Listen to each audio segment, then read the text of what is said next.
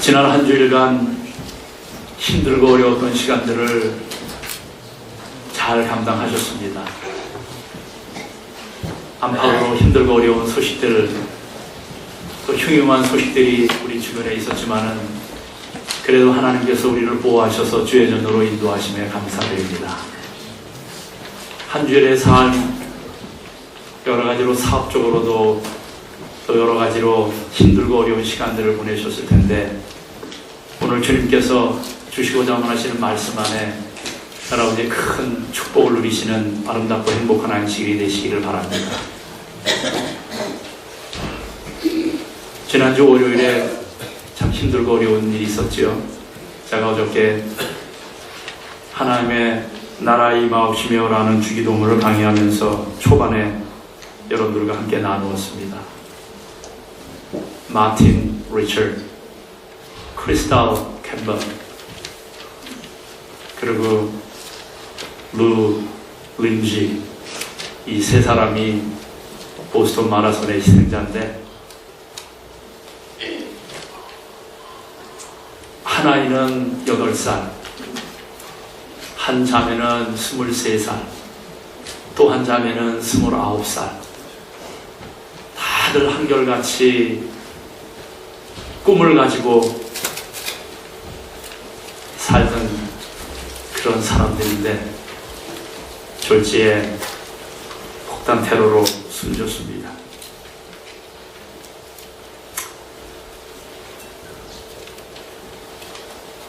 어떠한 어려움이 있다 할지라도 그거를 감당하고 그 시련을 통과하면 그 꿈이 하나님이 주신 꿈이라고 하면 결국은 축복을 받게 되어 있는데 그 세 형제 자매들은 그 꿈을 온전히 피지 못하고 잠들었어요. 물론 그 외에 180여 명의 사상자가 또 아직까지 크리티컬 컨디션에 처해 있는 그런 사람들도 있지만 우리가 살고 있는 이 세상은 참 그 어느 것도 보장이 되어 있지 않은 그런 세상에 우리가 살고 있음을 다시 한번 느끼게 됩니다. 주님의 나라가 속히 임하기를 소망하는 마음 간절합니다. 다가오는 한 주일도 주님의 보호하심과 인도하심이 여러분의 삶에 함께 하시기를 기도합니다. 그래서 우리가 혹시라도 사망의 음침한 골짜기로 거닐지라도 우리가 해를 두려워하지 않을 수 있는 하나님의 약속의 말씀이 여러분의 마음을 주관하기를 바라고, 그러면 그럴수록 우리의 마음은 하나님의 전에 하나님의 집에 영원히 거하기를 소망하는 마음을 더욱더 강하게 갖게 되었으면 하는 마음 간절합니다. 하나님의 은혜와 하나님의 축복이 여러분의 삶에 함께 하시기를 바랍니다. 하나님의 말씀 창세기 39장에 있는 말씀을 오늘 펴시겠습니다. 오늘 우리가 계속해서 요셉의 삶을 인도하신 위대하신 하나님의 섭리와 뜻을 우리가 요즘 살피는데요. 창세기 39장 1절에서 6절까지 있는 말씀입니다. 이 말씀을 우리 교회 성우께서 낭독해 주셔야 되는데 성우는 지금 안 계십니다. 예. 그러면 우리 교회 남자 성우 원하시는 분 읽어주시기 바랍니다. 창세기 39장 1절에서부터 6절까지 있는 말씀입니다. 요셉이 이끌려 애굽에 내려가매 바로의 신이 시위대장 애굽 사람 보디발이 그를 그리로 데려간 이스마엘 사람의 손에서 그를 산다. 여호와께서 요셉에게 함께 하심으로 그가 형통한 자가 되어 그 주인 애굽 사람의 집에 있으니 그 주인이 여호와께서 그와 함께 하심을 보며 또 여호와께서 그의 범사에 형통케 하심을 보았더라. 요셉이 그 주인에게 은혜를 입어 섬기매 그가 요셉으로 가정 총무를 삼고 자기 소유를 다 그 손에 위임하니 그가 요셉에게 자기 집과 그 모든 소유물을 주관하게 한 때부터 여호와께서 요셉을 위하여 그 애굽 사람의 집에 복을 내리심으로 여호와의 복이 그의 집과 밭에 있는 모든 소유에 미친지라. 주인이 그 소유를 다 요셉의 손에 위임하고 자기 식료 외에는 간섭하지 아니하였더라. 요셉은 용모가 준수하고 아담하였더라. 예, 감사합니다. 여러분, 젊은이들이 제일 많이 그리고 편하게 입고 다니는 바지가 어떤 바지입니까? 예, 청바지입니다. 여러분, 이 청바지가 어떻게 탄생하게 되었는지 혹시 여러분 아십니까? 여러분, 1930년경 미국 서부에는 황금을 캐러 많은 사람들이 모여들었습니다.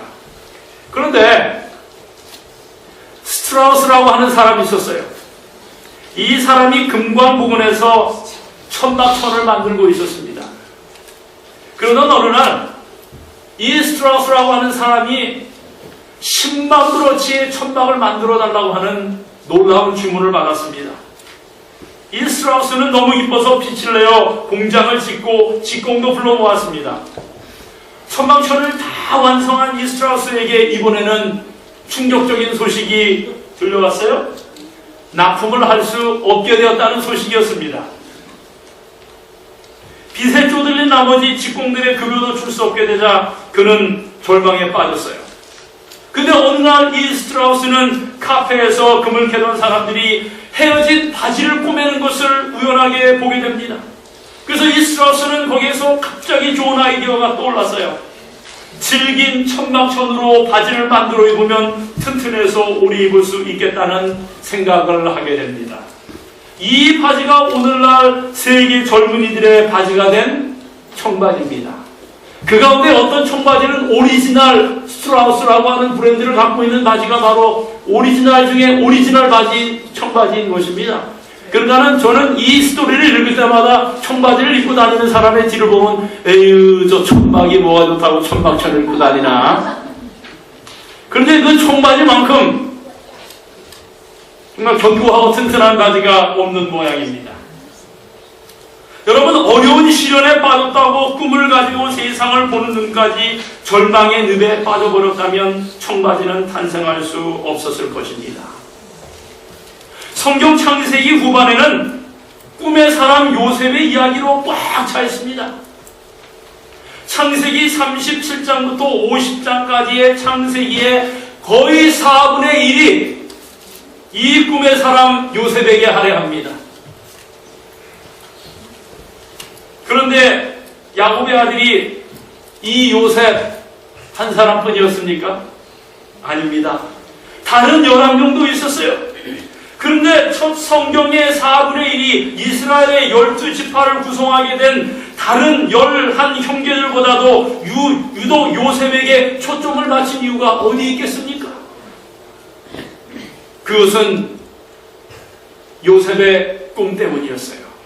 그리고 그 꿈을 이루어 가시는 하나님의 놀라운 축복의 장이 바로 이 요셉의 삶 가운데 기록되어 있는 것입니다. 하나님은 꿈 없이 살아가는 가나안 땅의 11 형제보다 꿈 때문에 애굽에 팔려간 요셉 한 사람에게 더 관심이 있으셨어요. 꿈 없이 살아가는 11 형제의 이야기는 쓸 것이 없습니다. 그러나 꿈 때문에 애굽에 팔려간 요셉의 생애는 너무나도 드라마틱한 이야기로 가득 차 있는 것입니다. 꿈꾸는 자는 풍성한 삶을 살아가는 것입니다. 장소가 문제가 아닙니다. 하나님의 관심은 사람에게 있습니다. 하나님의 꿈을 펼칠 수 있는 사람에게 하나님은 관심이 있으신 것입니다. 요셉은 몇 살 때에 꿈을 꾸기 시작했어요? 17살 때에 꿈꾸는 소년이었어요. 하나님은 그러나 나이가 많고 적음을 따지지 않으십니다. 하나님의 관심은 그 사람에게 꿈이 있느냐 없느냐에 있는 것입니다. 하나님의 눈길은 꿈꾸는 자에게 머물러 계십니다. 하나님은 꿈을 가진 17살 소년 요셉과 함께 하셨어요. 또한 하나님은 비전을 가진 70세의 아브라함과 85세의 노인 갈렙과도 함께 하셨어요. 여러분, 꿈을 가진 사람은 나이를 초월하는 것을 봅니다. 칸트는 그의 나이 74세에 유명한 철학책을 썼어요. 그리고 베르디는 85세에 아베 마리아를 작곡했습니다. 시인 테니스는 80세가 되어 죽음을 향해라는 시를 세상에 내놓았습니다. 그리고 시인 괴테는 80세에 위대한 저서 파우스트를 완성합니다. 그리고 미켈란젤로는 85세로 죽을 때까지 성 베드로 성당의 공사를 감독했습니다. 그리고 피에타라는 작품을 조각했어요. 꿈은 나이를 초월하게 만드는 능력이 있습니다. 하나님이 생명처럼 찾으시는 것은 바로 꿈인 것입니다. 그리고 꿈을 가지고 있는 사람은 사물을 보는 눈이 틀린 겁니다. 여러분, 한 번은 미켈란젤로가 어느 날 대리석 상점 앞을 지나다가 거대한 대리석을 보고는 상점 주인에게 그 대리석의 값이 얼마가 되느냐고 물어보았어요. 그러자 가게 주인이 대답합니다. 이 대리석은 골치 아파 죽겠어요. 내가 이 대리석을 여기다 갖다 놓은 지 10년이나 지났는데 그냥 장소만 차지하고는 도무지 살려고 하는 사람이 없어요.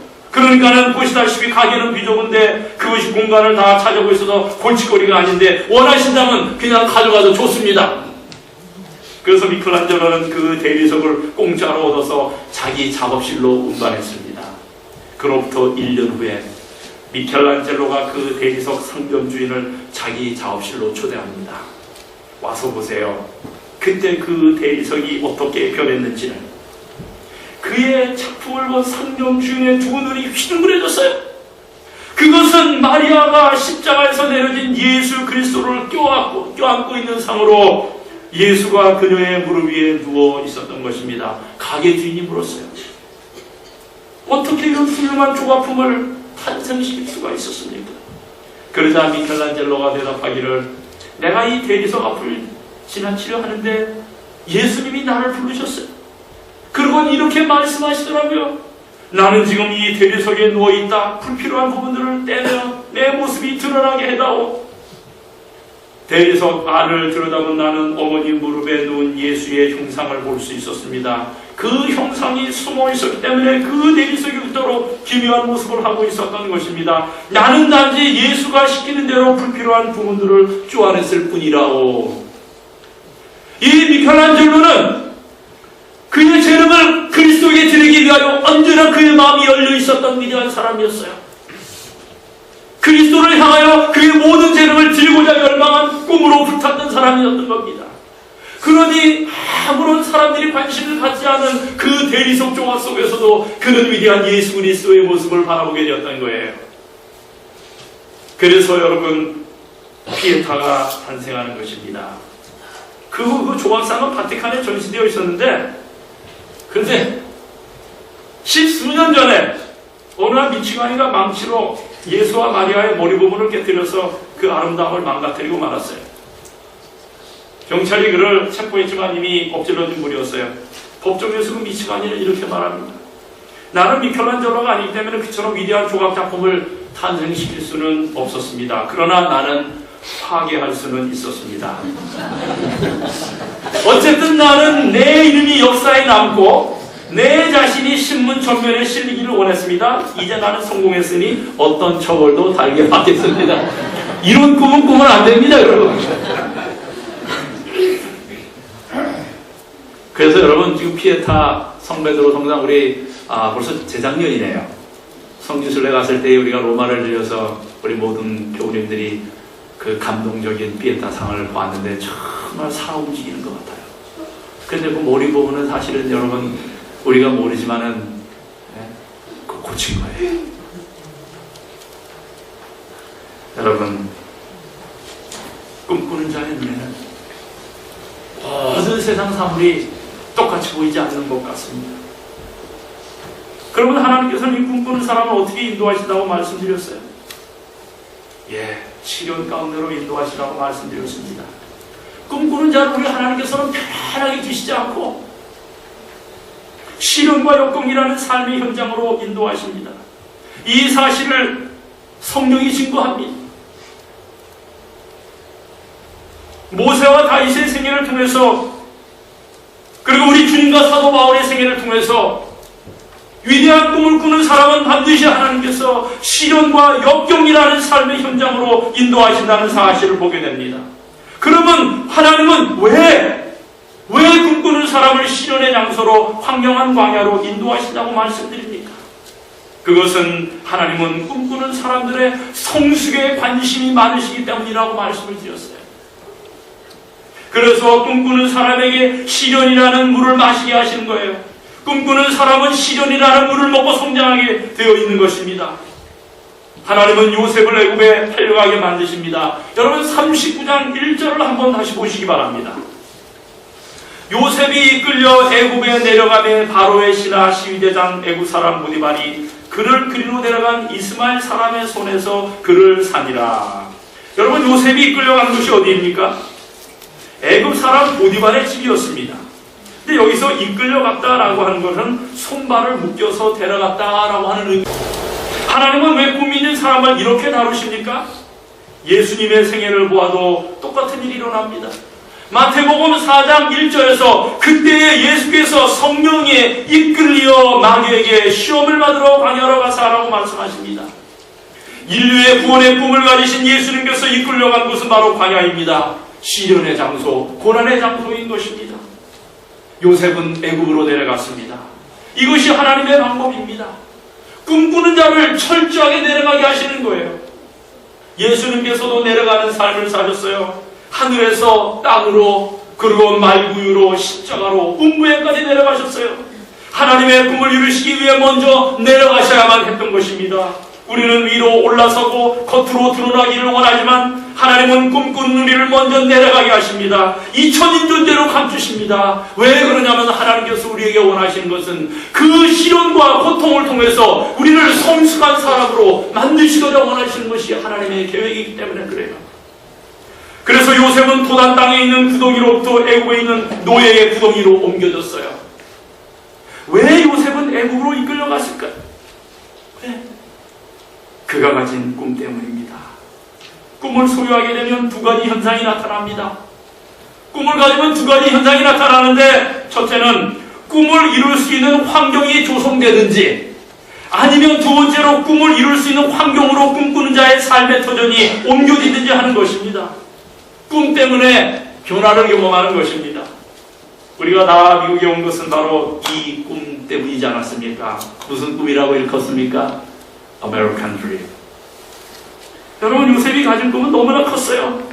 가나안 땅은 그가 가지고 있었던 꿈을 감당할 수 없었습니다.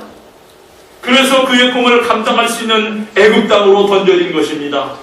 요셉의 꿈을 이룰 수 있는 큰 땅으로 옮겨진 것입니다. 그러나 동시에 그 땅은 요셉을 연단하는 땅이었어요. 요셉에게 시련이라는 쓴물을 마시게 한 땅이었어요. 여러분 꿈꾸는 사람은 시련이라는 물을 먹고 자랍니다. 이것이 하나님이 사람을 키우는 원리와 방법입니다. 하나님의 섭리의 손길입니다. 사람들은 꿈은 좋아해도 꿈을 성장하게 하는 시련과 훈련과 연단을 싫어합니다. 꿈꾸는 사람은 고난이라는 대가를 지불해야 합니다. 대가를 지불하지 않고 꿈을 성취하기 원하는 사람은 꿈꾸는 자가 아니라 몽상가에 불과한 것입니다.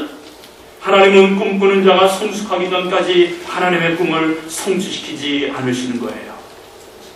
여러분 하나님의 사람들을 연구한 로버트 클린턴이라고 하는 교수는 그가 쓴 영적 지도자 만들기라고 하는 책에서 하나님이 귀히 쓰셨던 영적 지도자들은 대부분 이런 시련을 통과했다는 것을 강조합니다. 하나님이 귀하게 쓰셨던 허드슨 테일러도 시련을 통해서 성숙했습니다. 하나님은 한 시대뿐만 아니라 여러 시대에 영향을 끼칠 선교사로 쓰시기 위해서 이 허드슨 테일러를 혹독하게 다루십니다. 그때마다 그를 공격했던 것은 부정적인 생각이었어요. 허드슨 테일러는 그의 자서전에서 이렇게 말합니다. 하나님을 신뢰하는 것을 방해하는 최대의 적은 모든 상황이 내게 불리하게 보이는 듯한 부정적인 생각입니다. 문제와 어려운 상황이 하나님보다 더 크게 보이는 것입니다. 그러나 이때 기억합시다. 하나님의 세미한 음성을 내가 결코 너를 떠나지 아니하며 버리지 아니하리라. 보라 내가 세상 끝날까지 너와 함께하리라. 모든 상황이 내게 불리하다는 생각을 버리고 모든 것이 섭력하여 선을 이룬다고 생각합시다. 또 한 가지는 하나님께서는 때로 우리가 알지 못하는 방법으로 우리를 인도하신다. 그러나 그 길도 하나님의 길입니다. 라고 허드슨 테일러는 그의 자서전 가운데 고백하고 있는 것입니다. 하나님의 사람들은 시련의 신비를 알았기 때문에 시련의 순간에도 낙심하지 않았습니다. 오히려 그 시련의 순간에 하나님을 바라보았습니다. 시련이 축복이 되는 날이 올 줄로 확신했습니다. 그 시련을 통해서 위대한 하나님의 사람으로 성장했던 것입니다. 폴 트루니에도 사람의 성숙은 성공보다는 실패나 시련을 거쳐서만 실현될 수 있다고 할 수 있습니다. 그리고 그는 이야기하기를 그래서 건강한 사람보다는 병든 사람 중에서 참된 인생을 사는 사람이 많이 있다라고 말했던 것입니다. 이것이 하나님의 신비인 것입니다. 이해하기 어려운 하나님의 손길입니다. 예수님의 생애도 고난만큼은 예외가 아니었어요. 성경은 이야기하기를 그분은 뭐를 통해서 순종을 배우셨다고요? 고난을 통해서 순종을 배우셨다고 말씀하셨어요. 여러분, 온전히 하나님을 의지하기 위해 육신의 힘도 자신의 명철도 세상의 물질도 세상의 권력도 의지하지 않은 철저한 복종이 이루어진 삶은 바로 고난을 통해서 연단되신 것입니다. 그래서 히브리 5장 8절에 말씀하기를 그가 아들이시더라도 받으신 고난으로 순종함을 배워서라고 말씀하고 계시는 거예요. 그러므로 꿈을 가진 하나님의 사람은 시련과 역경을 두려워해서는 안 됩니다. 훌륭한 항해사는 어디에서 나와요? 훌륭한 항해사는 거친 바다에서 나옵니다. 여러분, 가장 선율이 아름다운 공명을 내는 바이올린을 만들 때 사용하는 그 나무는 어디에서 자란 나무를 가장 많이 사용하는지 여러분 들어보셨어요? 가장 고통스러운 환경에서 자란 나무를 통해서 만들어진다는 것입니다. 락지 산맥 해발 3,000m 높이의 수목 한계선의 지대가 있대요. 이 지대의 나무는 매서운 바람으로 인해 곱게 자라지 못하고 무릎을 꿇고 있는 모습을 한 채 있어야 합니다. 이 나무들은 열악한 조건이지만 생존을 위해서는 무서운 인내를 발휘합니다. 그런데 세계적으로 가장 공명이 잘 되는 명품 바이올린은 바로 이 무릎을 꿇고 있는 나무로 만들어진다고 합니다. 아름다운 영혼을 갖고 인생의 절묘한 선율을 내는 사람은 아무런 고난 없이 좋은 조건에서 살아온 사람이 아니라 온갖 역경과 아픔을 겪어온 사람입니다. 온실에서 자란 사람이 아니라 온갖 풍파와 역경을 겪고 그의 삶 속에 하나님이 어떻게 역사하시는지를 경험한 사람이 사람들의 마음속에 공명을 줄 수 있는 거룩한 간증의 삶으로 다른 사람의 영혼 또한 밝히는 그런 사람인 것입니다. 꿈꾸는 자의 삶도 마찬가지예요. 때로 찾아오는 매서운 나람 때문에 무릎을 꿇고 기도하다가 가장 아름다운 선율을 내는 사람이 됩니다. 시련의 때에도 하나님의 말씀을 신뢰하는 사람이에요. 혼돈의 때에도 하나님이 곁에 계심을 믿으시는 사람인 것입니다. 그래서 야고보서 1장 2절의 말씀을 우리가 마음에 새길 필요가 있는 것은 내 형제들아 너희가 여러 가지 시험을 만나거든 온전히 기쁘게 여기라 말씀하셨어요. 여러분, 꿈꾸는 사람이라고 다 꿈을 실현하는 것은 아닙니다. 꿈을 이루기 위해서는 값을 지불해야 합니다. 하나님은 행운을 기다리며 아무것도 하지 않는 사람에게 축복을 주시는 분이 아니십니다. 매일 밤 복권이 당첨되게 해달라고 매일 밤 기도하는 사람이 있었대요. 하나님이여 제발 한 번만 복권에 당첨되게 해주세요. 제가 다른 것을 원하는 걸 보셨습니까? 제발 좀 당첨되게 해주셔서 다시는 당신을 귀찮게 하는 일이 없도록 해주세요. 나는 열렬히 기도했는지 몰라요.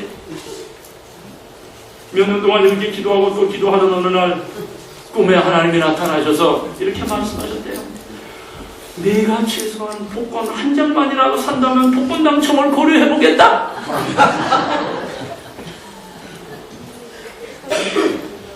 복권 한 장 사는 값도 지불하지 않고 복권에 당첨되게 해달라고 하는 사람들이 얼마나 많은가 생각해 보시기 바랍니다. 여러분, 시련을 만난다고 인간이 다 위대해지는 것은 아닙니다. 시련에 어떻게 반응하느냐에 따라 시련당하는 자의 미래가 결정되는 것입니다. 시련 중에 무엇을 하느냐가 더 중요한 것입니다. 여러분, 히브리 사람 가운데 요셉에게 팔려간 사람이 요셉뿐이었겠습니까? 그런데 요셉만이 애굽의 국무총리가 된 것은 무엇 때문이었습니까? 다른 종들이 원망하며 안일하게 살아갈 때 요셉은 미래를 위해 피나는 준비를 하고 있었다는 사실을 기억해야 합니다. 형통이란 하나님의 기회와 인간의 준비가 만난 자리에 있습니다. 인간에게 찾아오는 불행은 예측할 수 없습니다. 그러나 기회는 준비된 자에게 찾아오는 법입니다. 준비하고 있는 자를 위해 기회는 기다리고 있습니다. 오늘 하루하루를 성실하게 준비하는 것이 중요합니다. 그래서 신곡을 쓴 단테가 그의 글 가운데 이런 글을 남겼더라고요. 한 걸음 한 걸음 그저 걸어가기만 하면 목적지에 다다를 수 있다고 생각해서는 안 된다. 한 걸음 한 걸음 그 자체에 가치가 있어야 한다. 큰 성과는 가치 있는 작은 일들이 모여 이루어진다라고 말했어요.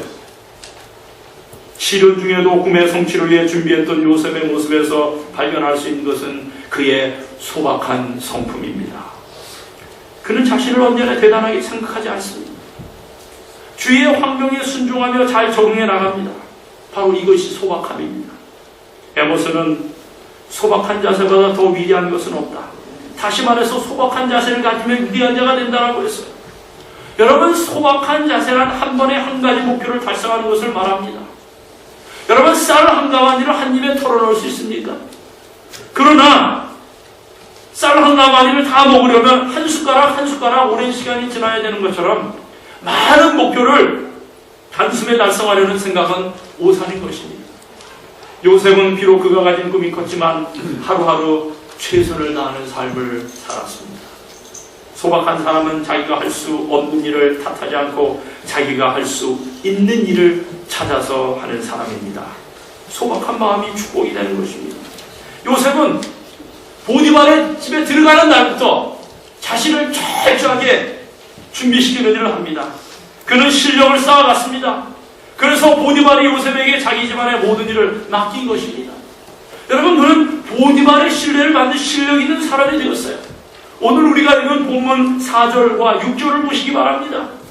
요셉이 그 주인에게 은혜를 입어 섬김에 그가 요셉으로 가정 총무를 삼고 자기의 소유를 다 그 손에 위임하니 주인이 그 소유를 다 요셉의 손에 위임하고 자기 생명에는 간섭하지 아니하였더라. 요셉은 용모가 준수하고 아담하였더라. 여러분, 보디발은 그 당시 애굽 바로왕의 시위대장이었습니다. 시위대장이 누굽니까? 비밀 경찰의 책임자와 같은 것입니다. 요즘 말로 말하면 국정원장이나 아니면 경호실장과 같은 일을 하는 거예요. 이 사람은 사람의 보는 눈을 가진 사람입니다. 그는 노예 가운데 능력 있는 요셉을 뽑아 자기의 소유를 맡깁니다. 요셉은 성실한 사람이었어요. 요셉은 자기 위치를 지키며 섬기는 삶을 살았습니다. 요셉은 군력지향적인 사람이 아니라 봉사지향적인 사람이었어요. 젊은 나이 때부터 그런 모습이 이 몸에 뱄던 사람이 바로 요셉인 것입니다. 봉사지향적인 사람. 나중에 애굽의 국무총리가 되었을 때도 이 요셉은 국력을 휘두르는 것이 아니라 사람들을 섬기는 봉사자의 위치에서 그의 직무를 감당하게 됩니다. 요셉은 실력을 쌓을 줄 알았던 사람입니다. 요셉이 가진 실력 중에 하나는, 우리가 성경을 통해서 볼 수 있는 그의 능력 중에 하나는 적응 능력입니다. 어떤 환경에 처하든지 적응할 수 있는 능력, 아주 중요한 실력입니다. 또한 일을 처리하는 능력, 요셉은 일을 처리하는 실력을 가졌어요. 단순히 지식만이 아니라 실무를 감당할 수 있는 능력인 것입니다. 무엇보다도 요셉의 삶의 특징은 부지런했음이 틀림없어요. 만약 그가 게을렀다면 결코 실력을 쌓을 수 없었을 것입니다. 아마 다른 종들이 잠자고 있을 때도 그는 애굽의 문화와 언어를 익혔을 것입니다. 또한 여러 사람들을 움직이기 위해서 지도력을 키웠을 것입니다. 다른 사람들은 원망하고 틈만 있으면 쉬기를 원할 때에도 요셉은 달랐습니다. 세상을 성공적으로 살아가는 사람들의 특징은 부지런하게 살았다는 것입니다. 근면이 성공하는 사람들의 특징입니다. 대부분 사람들은 하루에 8시간 근무와 일주일에 40시간 근무를 생각합니다. 그러나 최고의 자리에 오른 사람들은 성공을 위한 투자에 어떤 제한도 두지 않는 사람들이에요. 중요한 진리는 성공하는 사람들은 끝까지 노력한다는 사실이에요. 그래서 요셉은 모든 힘을 꿈을 성취하는 일을 위해 준비하는 데 기울입니다. 그는 인생을 원망하며 불평하는 데서 에너지를 허비하지 않았습니다. 그는 그의 목표에 힘을 집중시켰습니다. 우리가 꿈과 목표를 가지고 살면 우리의 힘을 쓸데없는 데 낭비하지 않습니다. 또한 우리가 힘을 한 곳에 모으면 상상할 수 없는 능력을 체험하게 됩니다. 여러분, 레이저 광선에 대해서 들어보신 적 있으시지요? 레이저 광선. 여러분, 이 레이저 광선, 이 레이저는 집중된 에너지에 대한 가장 좋은 네임인데, 여러분, 이 레이저, L-A-S-E-R, 이 레이저라고 하는 것이 고유명사가 됐는데, 이 레이저라고 하는 말이 무슨 단어의 그 첫 글자에서 나온 이 단어인지 혹시 여러분 아세요? 예? 레이저. L-A-S-E-R. 이거는 Light Application by Stimulated Emission of Radiation. 예? 즉, 방사선 발산으로 자극을 받은 빛의 확장이라고 하는 단어들의 앞자를 따서 LASER 레이저가 된 겁니다. 이 레이저는 모든 파가 일정한 파장을 가진 아주 순수한 빛으로 이루어진 적파를 만들어내는데, 여러분, 보통 백열전구는 일반적인 공간을 비추는 일을 하는데, 반면 레이저는 정교한 안구 수술에서부터 열 핵폭발을 일으키는 것에 이르기까지 광대한 범위로 작용하는 것이 바로 이 레이저입니다. 여러분들, 이 레이저는 전화선보다 100만 배 이상의 정보를 신속하게 우송할 수 있고, 60초 안에 2만 주를 인쇄할 수 있고, 이 다이아몬드처럼 단단한 물질에서부터 이 고무처럼 부드러운 물질에게까지 모든 물질의 구멍을 뚫을 수 있는 이 집중된 빛이 바로 이 레이저인 것입니다. 여러분, 우리의 진짜 문제는 집중력입니다. 집중된 목표를 가진 사람은 레이저빔과 비슷합니다. 그런데 보통 사람은 할 수 있는 일에 집중하기보다는 할 수 없는 일을 걱정하는데 너무 많은 시간을 허비하며 집중합니다. 이게 우리의 모습이에요. 뭐라고요? 보통 사람은 할 수 있는 일에 집중하기보다는 할 수 없는 일을 걱정하는데 너무 많은 시간을 허비하며 집중한다는 거예요. 여러분, 데니스 웨이틀리라고 하는 사람은 인생에서 성공하는 비결로 DOT라고 하는 이 단어를 이야기합니다. 이 DOT, 영어로 뭐예요? dot라고 하는 게 뭐예요? 점이라고 하는 뜻인데, 이 DOT를 이야기하는데, 이 DOT를 뭐에 약자하냐면은 D, determination, O, optimism, 낙천주의, T, toughness, 강인함의 첫 글자를 따서 만든 것입니다. 여러분, 이 결단력은 장애물에도 불구하고 계속해서 전진할 것을 결정하게 해주고요. 낙천주의는 에너지를 뒷받침해주고, 장애물 속에서 뒹구르니 목표를 달성하겠다는 시각에 초점을 맞추게 합니다. 그리고 마지막으로 강인함은 결단력과 낙천주의가 시들해졌을 때조차 우리가 계속 나아갈 수 있는 회복력을 제공해 준다는 것입니다. 여러분, 요셉에게는 이 세 가지가 있었어요. 그는 하나님을 신뢰하면서 이 세 가지를 소유했습니다. 이것은 우리에게도 필요한 것입니다. 그래서 우리에게는 결단력이 필요합니다. 하나님 안에서 낙천주의자가 될 필요가 있습니다. 그리고 모든 것을 긍정적으로 해석할 필요가 있는 것입니다. 모든 것을 기회로 볼 필요가 있다는 것입니다. 그리고 강인함을 가져야 우리에게 주신 꿈을 성취할 수 있다는 말씀이에요. 여러분, 요셉은 보디발의 집에서도 형통했습니다. 비록 노예로 끌려갔지만 그는 형통한 삶을 살았어요. 여러분, 본문 창세기 39장 2절과 3절을 보시면 여호와께서 요셉과 함께 하심으로 그가 형통한 자가 되어 그 주인 애굽의 사라의 집에 있었다라고 이야기합니다. 그 주인이 여호와께서 그와 함께 하심을 보며 또 여호와께서 그의 범사에 형통케 하심을 보았더라. 여러분, 한 번의 형통보다 중요한 것은 형통한 사람이 되는 것입니다. 형통한 사람이 될 때 형통은 그림자와 같이 따라다니는 것입니다. 요셉은 형통한 자가 되었습니다. 여러분, 그가 어떻게 형통한 자가 되었습니까? 뭐라고 성경은 이야기해요? 하나님이 함께 하셨기 때문이라고 이야기합니다. 하나님이 함께 하실 때 형통한 자가 될 수 있는 것입니다. 그러면 형통한 자를 어떻게 정의할 수 있어요? 그는 하나님이 함께 하시는 사람, 하나님이 함께 하신다는 것은 하나님이 그의 인생의 모든 자원이 되시고 모든 기회가 되신다는 것입니다. 그러므로 하나님은 사람보다 환경보다 중요하신 분이에요. 인간의 꿈보다 중요하십니다. 하나님은 모든 것을 초월하시고 모든 환경을 조성하시기 때문인 것입니다. 그런데 요셉은 하나님이 함께 하심을 언제 경험합니까? 고통의 현장에서입니다. 요셉이 아버지 야곱과 함께 있을 때에는 하나님이 보이지 않았어요. 그의 눈에는 아버지만 보였습니다. 그러나 야곱이 그의 눈에서 사라질 때 하나님이 보이기 시작했습니다. 하나님의 임재를 체험하게 되었습니다. 이것이 고난의 축복인 것입니다. 고난이 없으면 결코 경험할 수 없었던 하나님의 임재를 요셉이 경험하게 된 것입니다. 요셉은 하나님이 함께 하신다는 임재 속에 살았습니다. 이 사실은 요셉만 안 것이 아니라 보디발도 알았어요.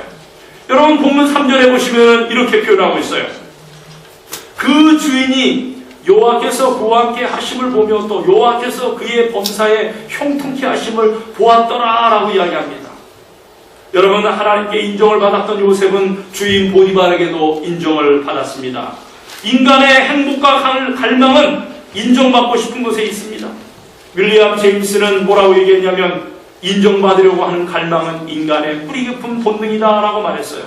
그리고 세익스피어는 햄릿에서 뭐라고 얘기했어요? 인간은 뭐에 굶주린 동물이다? 칭찬에 굶주린 동물이다 라고 얘기했어요. 인간은 누군가의 인정을 받을 때에 자기 존재의 가치를 더욱 느끼게 된다는 것입니다. 이런 축복을 잠언 3장 3절과 4절에서는 이렇게 표현하고 있어요. 인자와 진리로 내게서 떠나지 않게 하고 그것을 내 목에 매며 내 마음판에 새기라. 그리하면 내가 하나님 앞과 사람 앞에서 은총과 귀중히 여김을 받으리라고 말씀하셨어요. 하나님과 사람 앞에서 은총과 귀중히 여김을 받는 것은 귀중한 축복입니다. 여러분 누가복음 2장 52절에서 예수님의 성장 모습을 보면은 뭐라고 성경은 이야기합니까? 예수는 그 지혜와 그 키가 날아가며 하나님과 사람에게 더 사랑스러워 가시더라고 이야기합니다. 우리는 하나님 앞에서만 인정받는 사람이 아니라 사람들에게서 인정받는 축복을 경험해야 하는 것입니다. 형통한 자에게 주어지는 것은 과업입니다. 일인 것입니다. 보디발이 그에게 가정 총무의 일을 맡겼어요. 일을 맡긴다는 것과 인정을 받았다는 것은 같은 말입니다. 또한 일을 맡긴다는 것은 실력을 인정한다는 것입니다. 사람이 아무리 준비해도 기회가 주어지지 않으면 괴로운 것입니다. 그런데 요셉에게는 일할 기회가 주어졌어요. 가정의 중요한 일을 다 감당하는 총무의 일을 맡게 된 것입니다. 일을 한다는 것은 책임이 주어진다는 것입니다. 다른 사람들이 휴식을 취할 때 쉬지 못할 수도 있어요. 더욱 부지런해야 합니다. 더욱 연구해야 합니다. 그런데도 일을 할 수 있다는 것은 분명한 축복인 것입니다. 여러분 요셉은 혼자서 형통한 것이 아니라 요셉 때문에 그 주인이 복을 받습니다. 이처럼 행복한 경험이 어디 있겠어요? 5절에 보면은 그가 요셉에게 자기 집과 그 모든 소유물을 주관하게 할 때부터 여호와께서 요셉을 위하여 그 애굽 사람의 집에 복을 내리심으로 여호와의 복이 그 집과 밭에 있는 모든 소유에 미친지라 라고 이야기합니다. 여러분 애굽 사람의 집에 복을 내리신 때를 확실하게 획을고 구분해 놓으셨어요. 하나님께서 그가 요셉에게 자기 집과 그 모든 소유를 주관하게 한 때부터 이 보디발의 집에 복이 임한다라고 말씀하고 계십니다. 여러분 사실 가정이나 교회 직장에서도 이런 일들이 있어요. 어떤 사람이 온 뒤로부터 몸이 달라지기 시작합니다. 선교회가 달라지기도 하고 찬양대가 달라지기도 하고 찬양팀이 달라지기도 하고 어린이 부서가 달라지기도 합니다. 각 부서가 달라집니다. 물론 모든 것을 하나님이 하십니다만 하나님은 형통하는 사람 때문에 일의 전환점을 가져오게 하십니다. 그런데 그 반대가 있을 수가 있어요? 어떤 사람이 오늘로 모든 그룹이 다 깨어지는 일도 있습니까? 어떤 사람이 들어오고 나서부터는 찬양대의 화음이 4개 화음에서 5 화음으로 넣는 때도 있어요. 어떤 사람이 들어오고 나서부터는 자꾸 회의 시간이 길어지는 때가 있습니까? 여러분 하나님이 주시는 축복은 영적인 영역만이 아니라 환경적인 영역도 포함하는 것입니다. 하나님의 축복이 보디발의 집과 밭에 있는 모든 소유물에 임했다고 말씀합니다. 요셉은 비록 노예였지만 요셉 때문에 주인의 집이 복을 받게 됩니다. 우리는 이런 일들을 위해 기도해야 합니다. 우리 때문에 하나님이 복을 주시는 일들이 우리 주위에서 계속해서 일어나야 합니다. 그 일을 통해서 하나님을 증거할 수 있기 때문입니다. 예수님은 이 땅에 오셔서 시련 중에 있을 때에도 형통하셨어요. 사람들의 배척과 멸시와 천대를 받으실 때도 예수님은 형통하셨습니다. 예수님이 손을 대는 것마다 변화되었습니다. 죄인들은 회개하고 병든 자는 치료되고 포로된 자는 자유케 되고 가난한 자는 부유케 되었어요. 귀신은 떠나가고 관계는 회복되고 저주와 심판 아래 있는 자들이 축복을 받았습니다. 예수님의 손은 형통의 손, 치료의 손, 권능의 손이었어요. 왜 그러냐면 예수님의 형통의 비결은 하나님이 함께 하셨기 때문입니다. 그래서 예수님이 요한복음 8장 29절에 고백하셨어요. 나를 보내시니가 나와 함께 하심으로 내가 항상 그의 기뻐하시는 일을 행함으로 나를 혼자 두지 아니하셨느니라고 말씀하셔요. 예수님을 믿는 우리는 이미 형통한 자입니다. 왜냐하면 형통케 하시는 예수님을 우리 안에 모셨기 때문이에요. 여러분, 요셉의 승리와 형통의 비결은 하나님이 함께 하시는 임재였습니다. 여러분은 어떻게 형통하기를 원하세요? 여러분은 어떤 성공을 하기를 원하십니까? 그리고 그 성공이 어떤 성공이시기를 바라십니까? 여러분, 요셉의 승리와 형통의 비결은 하나님이 함께 하시는 임재였어요. 하나님이 함께 하시는 임재. 그가 누린 축복은 임마누엘의 축복이었습니다. 성경에는 하나님이 함께 하신다는 말씀이 144번이나 기록되어 나와요. 요셉을 붙잡고 인도하시는 분은 하나님이셨습니다. 그래서 요셉은 시련을 넉넉히 이길 수가 있었던 것입니다. 하나님은 이 약속을 오늘날의 삶을 살고 있는 우리들에게도 주시는 것입니다. 우리를 결코 버리지 아니하시고 떠나지 않으신다고 약속하셨어요. 히브리 13장 5절에는 이렇게 말씀하셨어요. 돈을 사랑치 말고 있는 바를 족한 줄로 알라. 그가 친히 말씀하기를 내가 과연 너희를 버리지 아니하고 과연 너희를 떠나지 아니하리라 하셨느니라 하고 약속하고 있어요. 하나님이 요셉을 축복하셨듯이 우리를 축복하십니다. 우리는 요셉의 생애를 통해서 하나님이 자기를 의지하는 자를 어떻게 축복하시는지를 배웠습니다. 여러분, 꿈을 꾸고 계십니까? 꿈을 꾸고 계시기 때문에 시련과 역경을 통과하고 계십니까? 하나님을 의지하시기 바랍니다. 그리고 하나님을 바라보시기 바랍니다. 인생의 길이 여러분에게 결코 쉽지 않을지도 몰라요. 그러나 걸음을 지도하고 인도하시는 분은 하나님이십니다. 요셉처럼 형통한 주님의 백성들이 되시기를 바랍니다. 어떤 환경 속에서도 꿈과 목표와 하나님을 향한 신앙을 잃지 않으면서 여러분이 주신 꿈을 하나님께 펼쳐 보이신다면 여호와 하나님이 여러분과 함께 하심으로 여러분의 삶이 형통하셨다고 하는 그런 고백과 간증을 하실 수 있으시게 되시기를 바랍니다. 하나님은 기필코 하나님의 뜻을 여러분의 삶 속에서 이루시고야 마시는 분이십니다. 왜 그러냐면 하나님이 여러분과 함께 하시기 때문입니다. 다시 요약하여 말씀을 드리면 그 시련을 통과한 그 요셉이 이제는 보디발의 집에서 복을 얻었던 것은 여호와 하나님께서 그와 함께 하심으로 요셉이 복을 받았다고 하는 놀라운 사실. 이 놀라운 사실이 오늘날의 삶을 살고 있는 우리들의 삶에도 동일하게 이루어지게 되기를 간절히 바랍니다. 그래서 여호와께서 우리와 함께 하시는 그 자리에 우리 자신을 두는 것이 바로 꿈을 성취하는 일을 위해서 우리에게 절대적으로 필요한 일임을 깊이 기억하시고 요셉이 주님과 동행하였던 것처럼 다가오는 한 주의 삶도 우리 하나님과 깊이 동행하시며 그것이 어떠한 시련의 골짜기로 우리를 인도하신다 할지라도 승리하시는 저와 여러분이 되시기를 사랑하는 주님의 이름으로 간절히 축원합니다. 이제 우리 집사님들 나오셔서